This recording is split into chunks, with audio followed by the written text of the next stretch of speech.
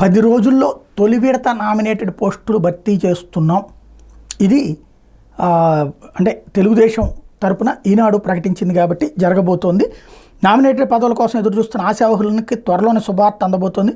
Nominated పదవుల భర్తీపై ముఖ్యమంత్రి చంద్రబాబు చేస్తున్న విస్తృత కసరత్తు దాదాపు తుద్దశకు వచ్చింది. మరో వారం 10 రోజుల్లో తొలి విడత భర్తీ ప్రక్రియ చేపట్టబోతున్నారు. ఇంతవరకు బాగుంది. ఎన్డీఏ మిత్రపక్షాలని జనసేన బీజేపీలకు 18-20% పోస్టులు కేటాయించబోతున్నారు. ఆ పార్టీలు పోటీ చేసిన దామాషాలోనే నామినేటెడ్ పోస్టులు ఇస్తారు. పనితీరు, సమర్థత, పార్టీపై అంకితభావం వంటి అంశాలే వీటికి ప్రాతిపదిక. పార్టీ ప్రతిపక్షంలో ఉన్నప్పుడు ఎవరు కష్టపడి పనిచేశారు, పార్టీ ఎవరు ఇచ్చిన కార్యక్రమాలు ఎవరు అంకితభావంతో నిర్వహించారు, ఎన్నికల్లో పార్టీ అభ్యర్థుల కోసం చిత్తశుద్ధితో పనిచేసిన వారు ఎవరైనా అంశాల ప్రాతిపదికన 2-3 నివేదికలు తెప్పించుకుని చేస్తున్నారు అన్నటువంటి. ఇక్కడే నాకు అర్థం కాదు ఏంటంటే 18-20% ఇద్దరికి కలిపి, జనసేన బీజేపీలకు కలిపి ఎవరు ఈ ఫార్ములా డిసైడ్ చేసింది? పవన్ కళ్యాణ్ అప్పుడు 33% మాకు ఇస్తారు, ఒప్పుకున్నారు చంద్రబాబు గారు అని చెప్పారు. మరి ఇప్పుడు పవన్ కళ్యాణ్కి 33% రావాల్సి ఉంటాయి, ఇద్దరికి కలిపి 18-20% ఏంటి?